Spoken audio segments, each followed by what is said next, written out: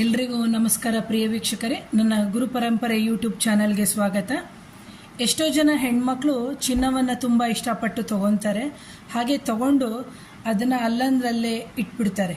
ಅಂದರೆ ನೀವು ನೋಡ್ಬೋದು, ಸ್ನಾನಕ್ಕೆ ಹೋಗ್ಬೇಕಾದ್ರೆ ಬಾತ್ರೂಮಲ್ಲಿ ಇಟ್ಬಿಡೋದು, ಅಥವಾ ಅಡುಗೆ ಮನೇಲಿ ಇಟ್ಬಿಡೋದು, ಅಥವಾ ಏನು ಹೇಳ್ತೀವಿ ಓದೋ ಜಾಗದಲ್ಲಿ ಇಟ್ಬಿಡೋದು, ಅಥವಾ ಯಾವುದಾದ್ರೂ ಅಡುಗೆ ಮನೇಲಿ ಹಾಕುವಂಥ, ಅಂದರೆ ನಾವು ಏನು ಫುಡ್ ಇಂಡಿಗ್ರೀಡಿಯೆಂಟ್ಸ್ ಅಂತ ನಾವೇನು ಹೇಳ್ತೀವಿ, ಅಥವಾ ಸಾಮಾನು ಅಂತ ಏನು ಹೇಳ್ತೀವಿ, ಅಂಥ ಜಾಗದಲ್ಲಿ ಎಲ್ಲ ತೊಗೊಂಡು ಹೋಗಿ ಕೆಲವರು ಅಲ್ಲಲ್ಲೇ ಇಟ್ಬಿಡ್ತಾರೆ. ದಯವಿಟ್ಟು ಇಂತಹ ಸ್ಥಿತಿನ ಯಾರು ಮಾಡ್ತಾರೆ ಅವರಿಗೆ ಖಂಡಿತವಾಗಿ ಅಡ ಇಡುವಂತಹ ಪರಿಸ್ಥಿತಿ ಬರುತ್ತೆ ಒಡವೆಗೆ. ಯಾಕಂದರೆ ಈ ಒಡವೆ ಬಂದು ಶುಕ್ರನಿಗೆ ಕಾರಕ ಆಗಿರುತ್ತೆ, ಹಾಗೆ ಮಹಾಲಕ್ಷ್ಮಿಯ ಅಂಶ ಆಗಿರುತ್ತೆ. ಇದನ್ನು ನಾವು ಸರಿಯಾದ ರೀತಿಯಲ್ಲಿ ಆ ಮಹಾಲಕ್ಷ್ಮಿಗೆ ನಾವೇನು ಮಾಡ್ತೀವಿ, ಒಂದು ತಿರಸ್ಕಾರ ಮಾಡಿದಂತಹ ರೀತಿಯಾಗುತ್ತೆ. ಹಾಗಾಗಿ ಅಂತಹ ಸಂದರ್ಭದಲ್ಲಿ ಏನಾಗುತ್ತೆ, ಪದೇ ಪದೇ ಒಡವೆಗಳು ಅಡ ಇಡಕ್ಕೆ ಹೋಗುವಂತಹ ಪರಿಸ್ಥಿತಿ ಬರುತ್ತೆ.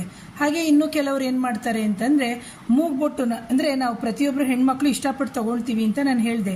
ಈಗ ಒಂದು ಮೂಗ್ಬೊಟ್ಟು ಆಗಿರ್ಬೋದು, ಒಂದು ಬಳೆ ಆಗಿರ್ಬೋದು, ಒಂದು ಸರ ಆಗಿರ್ಬೋದು, ಅವ್ರೇನು ಅನ್ಕೋತಾರೆ, ದೊಡ್ಡವರಾದರೂ ಅಷ್ಟೇನೆ ಈ ವಸ್ತುನ ನಾನು ನನ್ನ ಮಕ್ಕಳಿಗಾದರೂ ಕೊಡಬೇಕು, ನನ್ನ ಸೊಸೆಂದಿರಿಗಾದರೂ ಕೊಡಬೇಕು, ಮಗನಿಗಾದರೂ ಕೊಡಬೇಕು ಅಂತ ಇರ್ತಾರೆ.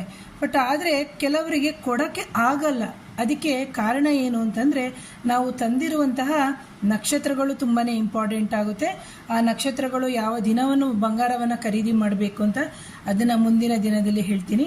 ಹಾಗಾಗಿ ನಾವು ಬಾತ್ರೂಮ್ ಆಗಿರ್ಬೋದು, ಅಡುಗೆ ಮನೆ ಆಗಿರ್ಬೋದು, ಎಲ್ಲಂದ್ರೆ ಅಲ್ಲಿ ನಾವು ಏನು ಮಾಡಬೇಕು, ಈ ಒಡವೆಯನ್ನು ಇಡುವಂತಹ ಅದನ್ನು ತಪ್ಪಿಸ್ಬೇಕು, ಮೊದಲನೇದು. ಎರಡನೇದಾಗಿ ಏನು ಮಾಡಬೇಕು ಅಂತಂದರೆ,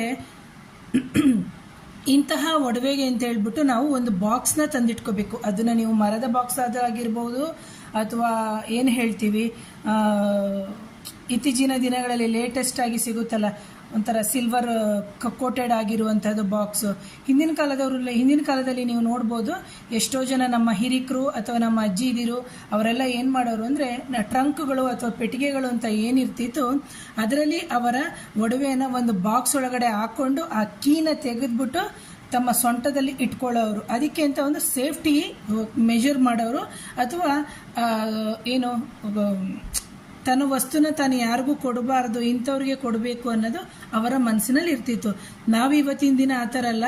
ಒಂದು ಮೂಗ್ಬೊಟ್ಟು ತೊಗೊಳಕ್ಕೂ ಇವತ್ತಿನ ದಿನದಲ್ಲಿ ಕಷ್ಟ ಇದೆ. ಯಾಕಂದರೆ ಗ್ರಾಮಿಗೆ 6,000ದಿಂದ 7,000 ಆಗೋಗಿದೆ. ಇಂತಹ ಸಂದರ್ಭದಲ್ಲಿ ನಾವೇನು ಮಾಡಬೇಕು ಅಂತಂದರೆ, ಮೊದಲಾಗಿ ಎಲ್ಲಂದರೆ ಅಲ್ಲಿಡಬಾರ್ದು. ಎರಡನೇದು ಬಂದುಬಿಟ್ಟು ಒಂದು ಬಾಕ್ಸಲ್ಲಿ ನೀವು ತೊಗೊಂಡು ಹೋಗಿಬಿಟ್ಟು ಅದನ್ನು ಶುದ್ಧವಾಗಿ ತೊಳೆದುಬಿಟ್ಟು ನೀವೇನು ಮಾಡಬೇಕು ಅಂತಂದರೆ, ನಿಮ್ಮ ಮನೆಯ ವಾರ್ಡ್ರೋಬು ಅಥವಾ ಬೀರು ಅಂತ ನಾವು ಏನು ಹೇಳ್ತೀವಿ ಅದರಲ್ಲಿ ಇಡಬೇಕು. ಎರಡನೇದಾಗಿ ಒಡವೆನ ನೀವು ತೊಳಿಬೇಕು ಅಂತಂದಾಗ ವಾರದಲ್ಲಿ 3 ಬಾರಿ ಪ್ರತಿ ಬುಧವಾರ ತೊಳೆದ್ರೆ ಸಾಕು. ಎಷ್ಟೋ ಜನದ ಮನೆಯಲ್ಲಿ ಏನಾಗುತ್ತೆ ಅಂದರೆ, ತೊಗೊಂಡೋಗಿ ಅಂದರೆ ಒಡವೆಗಳು ತೊಗೊಂಡೋಗಿ ಅಡ ಇಟ್ಬಿಟ್ಟಿರ್ತಾರೆ. ತೊಗೊಂಡೋಗಿ ಅಡ ಇಟ್ಟದು ಅಲ್ಲದೆ ಇನ್ನೂ ಸ್ವಲ್ಪ ಮನೆಯಲ್ಲಿರುವಂಥ ಒಡವೆನ ಅಲ್ಲಿ ಇಲ್ಲಿ ಬೇಕಾಬಿಟ್ಟು ಇಡುವಂಥದ್ದು, ಆ ಥರ ಮಾಡ್ತಾರೆ. ದಯವಿಟ್ಟು ಅಂತಹ ಪರಿಸ್ಥಿತಿಯನ್ನು ಮಾಡಬಾರ್ದು.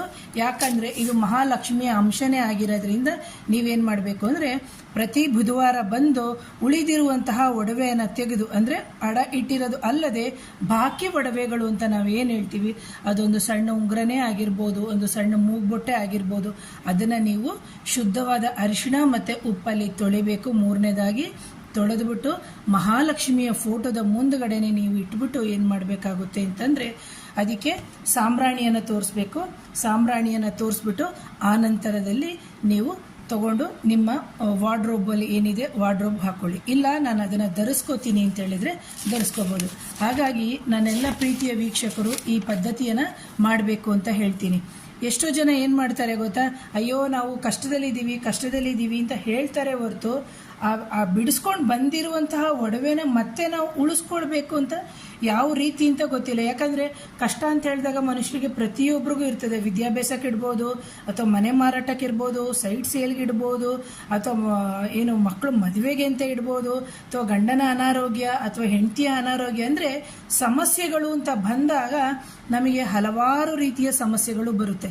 ಹಾಗಾಗಿ ನಮ್ಮ ಯಾವುದೇ ಸಮಸ್ಯೆ ಇರಲಿ, ತಂದಂತಹ ಒಡವೆಯನ್ನು ನಾವು ಸರಿಯಾದ ರೀತಿಯಲ್ಲಿ ಉಪಯೋಗಿಸಿಕೊಂಡು ಆ ವಸ್ತುಗೂ ಒಂದು ಮರ್ಯಾದೆ ಕೊಟ್ಕೊಂಡು, ಯಾಕಂದರೆ ಚಿನ್ನ ಅಂತ ಹೇಳಿದಾಗ ಅದಕ್ಕೂ ಒಂದು ಎನರ್ಜಿ ಇದೆ. ಅಂದರೆ ನಮ್ಮ ಈ ಜಗತ್ತಿನಲ್ಲಿ ಪ್ರತಿಯೊಂದಕ್ಕೂ ತನ್ನದೇ ಆದಂಥ ಒಂದು ಎನರ್ಜಿ ಇದೆ. ನೋಡಿದ್ರೆ ಅದು ಚಿನ್ನ ಅಂತ ಮಾತ್ರ ಅನ್ಕೋಬೇಡಿ, ಬರೀ ಅಲಂಕಾರಿಕ ವಸ್ತು ಅಂತ ಹೇಳಬೇಡಿ, ಅದು ಮಹಾಲಕ್ಷ್ಮಿಯ ಸ್ವರೂಪನೇ ಆಗಿರೋದ್ರಿಂದ ನೀವೇನು ಮಾಡಬೇಕು, ಮಹಾಲಕ್ಷ್ಮಿಯ ಫೋಟೋದ ಹತ್ರ ಅರಿಶಿನ ಇಟ್ಟು ಶುದ್ಧಿಗೊಳಿಸಿ, ಆ ನಂತರದಲ್ಲಿ ಒಂದು ಕಲ್ಲುಪ್ಪು ಇಡಬೇಕು ಒಂದು ಬೌಲಲ್ಲಿ. ಅಂದರೆ ಒಂದು ಬೌಲಲ್ಲಿ ಇನ್ನೊಂದು ಟಿಪ್ಸು ಅಂತಂದರೆ ಒಡವೆಗಳನ್ನೆಲ್ಲ ಶುದ್ಧಗೊಳಿಸ್ಬಿಟ್ಟು, ಆ ನಂತರದಲ್ಲಿ ಮೂರನೇದು ಎಲ್ಲ ಒಡವೆಗಳನ್ನ ತೆಗೆದು ಇಡಬೇಕು. ಇಟ್ಟು ಆನಂತರ ದೀಪವನ್ನು ತೋರಿಸಿ ಆನಂತರ ಧರಿಸಬೇಕು, ಇಲ್ಲ ತಗೊಂಡೋಗಿ ಬೀರುವಿನಲ್ಲಿ ಇಡಬೇಕು. ಈ ಥರ ಮಾಡೋದ್ರಿಂದ ನೀವು ಪ್ರತಿ ಬಾರಿ ಅಡ ಇಡ್ತಾ ಇತ್ತು ಅಂತಂದರೆ ಅದು ಅಡ ಇಡುವಂತಹ ಪರಿಸ್ಥಿತಿ ತಪ್ಪುತ್ತೆ ಅಂತ ಹೇಳ್ತೀನಿ ಪ್ರಿಯ ವೀಕ್ಷಕರೇ. ಇದು ನಾನು ಕೊಟ್ಟಿರುವಂತಹ ಪರಿಹಾರ ಆದ ನಂತರ ಅವರು ನನಗೆ ಹೇಳಿರುವಂಥದ್ದು, ಮೇಡಮ್ ಎಷ್ಟೋ ಸತಿ ಇಟ್ಟು ತಗೊಂಡು ಬರ್ತಾ ಇದ್ದೋ, ಇದನ್ನು ಮಾಡಿದ್ಮೇಲೆ ನಮಗೆ ಬೇರೆ ಯಾವುದೋ ರೂಪದಲ್ಲಿ ಲಕ್ಷ್ಮಿಯ ಕಟಾಕ್ಷ ಆಗಿದೆ ಅಂತ ಹೇಳಿರುವಂತಹ ಪರಿಹಾರವನ್ನು ಕೊಟ್ಟಿದ್ದೀನಿ. ದಯವಿಟ್ಟು ಪ್ರಿಯ ವೀಕ್ಷಕರು ಇದನ್ನು ಮಾಡ್ಕೋಬೇಕಾಗಿ ಕೇಳ್ಕೊತೀನಿ. Thank you.